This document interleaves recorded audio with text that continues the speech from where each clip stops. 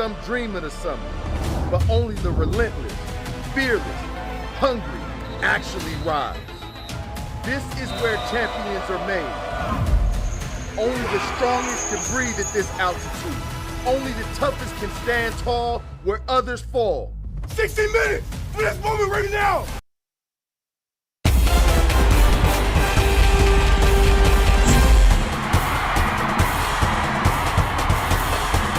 Indianapolis, Lucas Oil Stadium, site of tomorrow night's Big Ten championship game between number 1 Ohio State and number 2 Indiana. TGIFF. This is a special live edition, a Friday night edition of The Football Fever. I'm Dave Holmes, Kellyanne Stitz, Jay Richardson, Obi Stillwell, Ben Buchanan standing by. We'll get to them in just a second. But first, I can report that the Ohio State Buckeyes have arrived safely here in Indianapolis. And I know this because just a few minutes ago, I was over at the team hotel as the buses pulled in. It was really cool. The Buckeyes always have a police escort to the hotel. This time they also had an Indy car escort them to the hotel. It was a really cool sight. We talked to Ryan Day as soon as he got off the bus.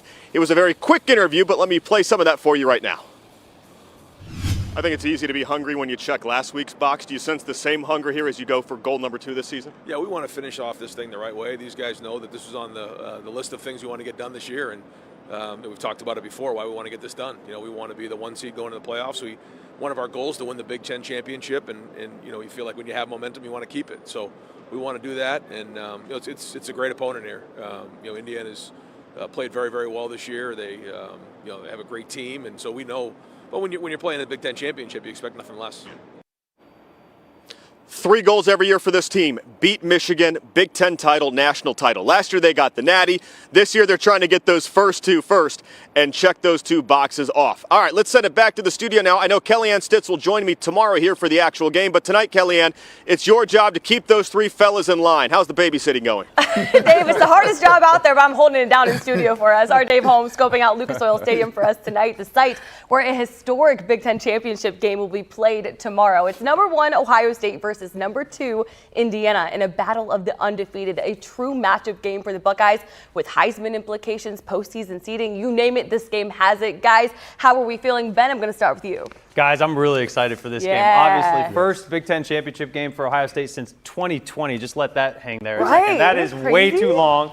This program is founded on beating that team up north, winning Big Ten championships, and winning national championships. And they're going to have a chance to do it tomorrow in a fast track in Lucas Oil Stadium. I'm excited to watch this game. I think this comes down to a lot of different areas we could dissect. We're going to in this show. But you see Ryan Day hoisting the ball right there.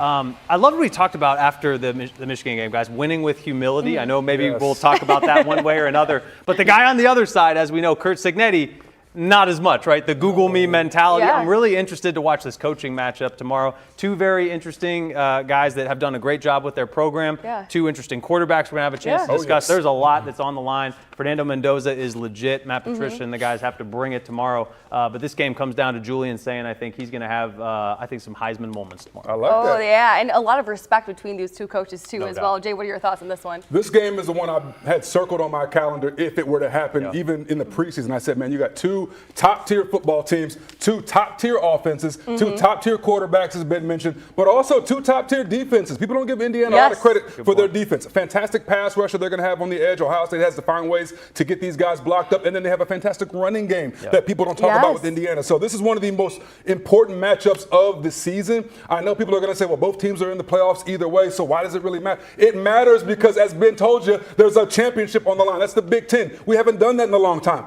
It also matters because you kind of set the stage for big bro, little bro. And if Ohio State comes in there and it gets them in a headlock and big bros them, you remind people their place. Same way they had the big bro Michigan. You just got to remind them their place. And Ryan's on a revenge tour this year. It started last season. They're about, 16 games, 20 games in this revenge tour. And it's going to be capped off, I predict, later on in January with Ryan Day and Kirby Smart. But I'm not going to get into that. I'm not going to get into that. One game we were talking about that. One game at a time. And one thing you mentioned, Jay, Ohio State, they have a lot to play for. Of course, both of these teams are going to be the playoff, but a Big Ten championship. And for Indiana, this is their first appearance in the Big Ten championship game. So a lot for both sides. Obi, how are you feeling ahead of this one? You know what, Kellyanne, that is what I'm looking at. I'm wondering how Indiana is going to posture themselves in this particular game. What level of maturity that they're going to actually be able to handle that big stage, going not only the big stage, but actually handling Goliath on the big stage. Now, Cinetti, obviously, he has that mindset, but he can't go out and make a tackle. And he can't go out and catch the ball, nor can he throw the ball. So I'm wondering, how are these players? Are they going to be like deers in the headlight, type of things? Or are they going to actually be able to calm down and perform in the moment? It's going to be an interesting matchup. I think this will be the most talented team and possibly that team playing at its greatest level, its highest level that Ohio State will match up against. We have a lot of matchups within this game to dissect, but first, Indiana is undefeated and has an overall record of 23-2 under Curt Cignetti. One of their 2 losses came at the hands of the Buckeyes last season, but this Hoosiers team looks better than last year, and a big part of that reason is their quarterback, Fernando Mendoza. He's put together a potential Heisman-winning season. Ryan Day called him sneaky athletic. Jay, when it comes to Fernando Mendoza and stopping him, what does Matt Patricia and the Silver Bullets need to do tomorrow? Very good question. So Fernando Mendoza, 6'4" and some change, 6'5", strong, physical, athletic kid. He has the it factor with his right arm. He also has the clutch gene. You saw what he did in some big critical games. You think about Penn State and Iowa and some of these games where they needed big passes down the clutch. He was able to do that. But most important thing he does for that IU offense, his legs. On third down, this dude has no problems about getting mobile and moving around. But what does Matt Patricia have? He has a dude named Arvell Reese. Right. Okay, he got number 8. And 8 built like a superhero, and he plays like one on Saturdays. And if Arvell Reese is the dedicated spy and he handles his business, you can rely on Caleb and the guys in the back end to do their coverage, fellas. And you can rely on the guys up front, including both the big boys up front. I'm talking about Caden McDonald, and then also Caden Curry, who I love. I get Caden Curry on the defense because they look so much alike. They're pretty good. What I love about them is that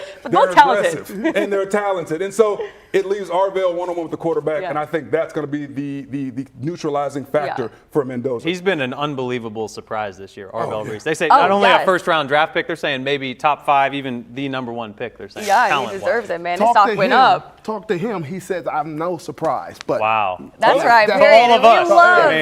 We love that prospect, by the way. mentality. Shout out Glenville. Yeah, Northeast Ohio guy. Played fantastic today. That's right. Well, guys, it's been 5 years since Ohio State played in a Big Ten championship game. The last time when they beat Northwestern in 2020 while playing in Lucas Oil Stadium is unfamiliar territory for a majority of the team. The Buckeyes leader on the defensive line, Caden Curry, grew up in Greenwood, Indiana, about 20 minutes from the home of the Colts, and had previous success in that stadium. I'm definitely going to need a lot of tickets first off, but just being able to grow up like 20 minutes away from Lucas Oil Stadium is definitely very cool, and been to a lot of Colts games. Obviously, I got the honor to play 3 state championships there, so I definitely know what it's like to be in that environment. Now I won't know what it's like playing in front of all those fans, so it'll definitely be kind of exciting and exhilarating to play there. Curry is one of the leaders of the best defensive unit in all of college football. The Silver Bullets have only allowed 7.8 points per game, boast the best pass defense in the country, and have been stout against the run. The Buckeyes are one of just 4 teams who have allowed under 1,000 rushing yards all season. Now, Indiana, they come with a balanced attack, providing a threat on the ground and in the air, as we've highlighted. Obi, when you look at this Indiana offense, what challenges do they present the defense? A lot of them. Well, a lot of them, but also the running game, and I think Jay had kind of alluded to that. I'm interested in they also have a 3-headed monster, if you will, running backs by committee. And I'm interested to see how Ohio State they may have dodged the bullet when it came to Michigan, I say, because their top running back, Michigan, after he ran that 25-35 run in the beginning of the game, he was out. And their best back didn't play. Their best back, right, which was better than him, supposedly, right? Wow. So again, I believe he led the Big Ten in rushing yards even. Thank you. So when we look at Indiana, we look at that running attack against Ohio State's defense, very interesting in how they're going to respond to that because they have not really going against a solid run game. Yeah, well, the D-line and linebackers will be locked in on that one because you have the 2 really good running backs, but then also Fernando Mendoza who could also get it done on the ground. Well, coming up, the Buckeyes breathing a sigh of relief. The recruiting win after a 48-hour roller coaster ride. We highlight the 5-star receiver choosing to stay true to OSU when the Football Fever continues.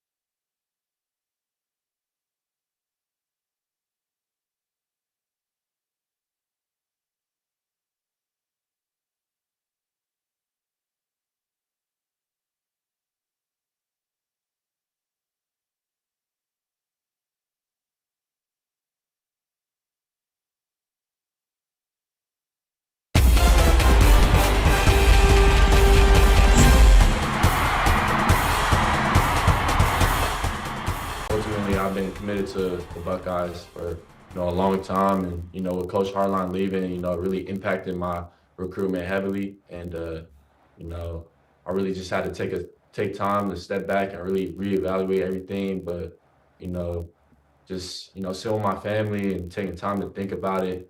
Ultimately, I'll be committing and staying committed to the Ohio State University.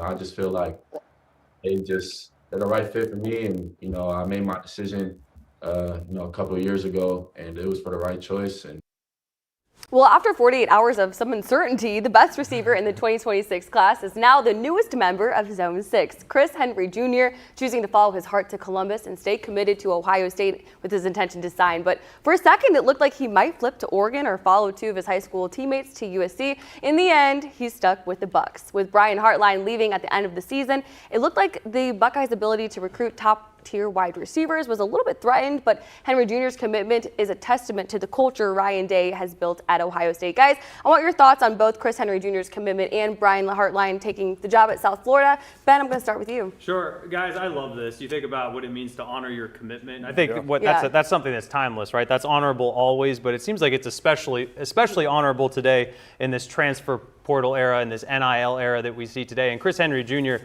as Jay was mentioning earlier, kind of off camera, one of the best recruits that we've seen in a long time. You can clearly see that he has the speed, has the size, has the athleticism.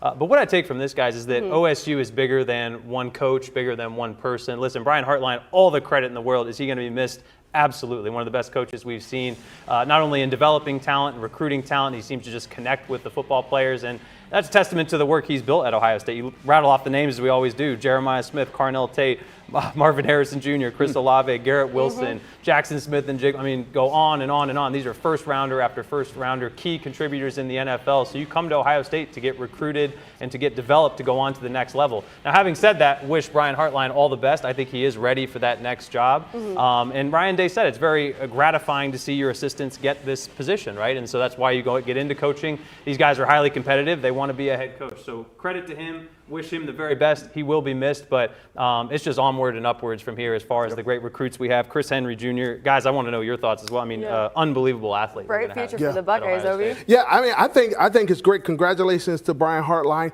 I want to be honest, like, if he was not a Buckeye, we would be dragging him through the mud. He was just a regular coach and left and was posting pictures while we're getting ready for the Big Ten championship and hopefully the national championship. There would be some issues, right? There would be some challenges with this. I think, as he always does, Ryan Day is handling this with class, right?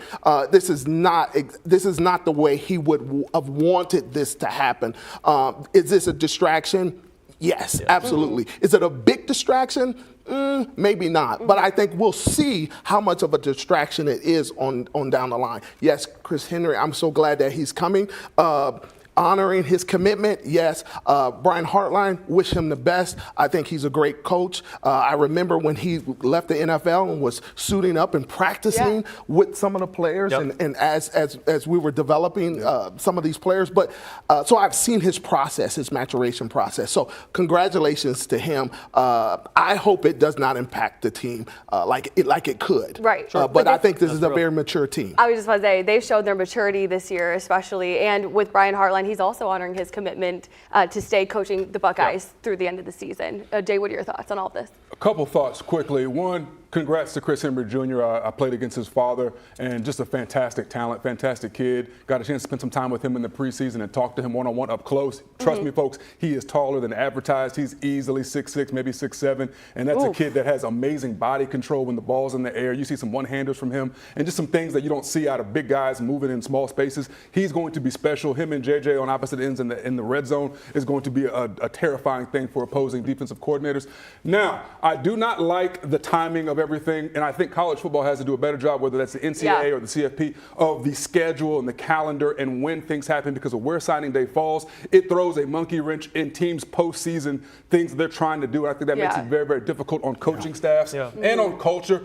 Hats off to Ryan Day for keeping the culture together. And congrats to Brian Hartline for not just moving on and getting a great job replacing my former teammate in high school, Alex Golesh, in Tampa, but also in still telling Chris Henry Jr., you did the right thing by coming to Ohio State. Cool. That shows a lot of class, and I appreciate that out of Brian. Yeah, congratulations to Brian Hartline, Chris Henry Jr. And as you mentioned, Jay, it's easy to get ahead of ourselves and think about the future, right? Because you have Jeremiah Smith on the outside, Chris Henry Jr. on the outside, and who's throwing to them? Julian Sayin. So the future is bright for the Buckeyes. But for more on Hartline's future and where Ohio State goes next, let's bring in our Dave Holmes. I'd imagine, Dave, Ryan Day probably called up his guy, Chip Kelly, already, right? Yeah, I mean, think about Ryan Day's week, Kelly. And I mean, my goodness, he's trying to lock down his recruiting class on Wednesday. His top recruit gets wishy-washy at the last second. He's trying to prep for number 2 Indiana in the Big Ten title game. Oh, yeah, and then your offensive coordinator bolts, too. So I don't know how Ryan Day is even sleeping this week. But like you guys said, he was still very classy. He was happy for Brian Hartline. I mean, I went to Kent State, and when you're in the MAC, you just know that if you succeed, your head coach is going to bolt. Well, here in big-time college football, you know if you succeed like the Buckeyes, your coordinators are going to follow suit as well. So no surprise here. I'm sure Ryan Day knew this day was coming for quite some time now. Here's what he had to say about the departure of Brian Hartline. You know, I'm really happy for he and his family. You know, the fact that he gets an opportunity to do this. He's put a lot of hard work here at Ohio State as a player and now as a coach. And so that's part of the profession. And that's, as a head coach, it's gratifying to see one of your assistants get one of these opportunities. And I think he's going to do great. I know Buckeye fans got to be a little disappointed at this news, but overall I think the response has been very good online from fans who are happy for Brian Hartline. This will make you smile, though. Ryan Day does say that the plan is for Brian Hartline to remain in Columbus through the entire playoff run. Then he will take over officially with South Florida. We'll have plenty more football fever coming up next.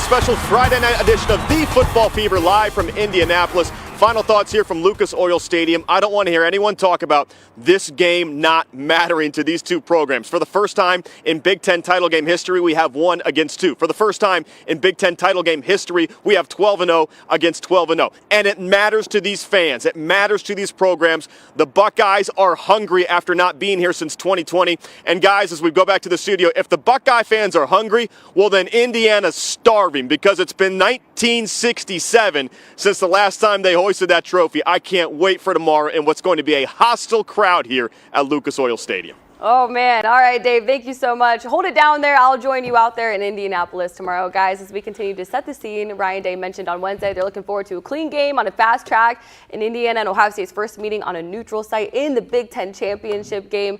Jay, just your final thoughts on this matchup. Oh, man, Dave, you just set it up right there. They haven't won.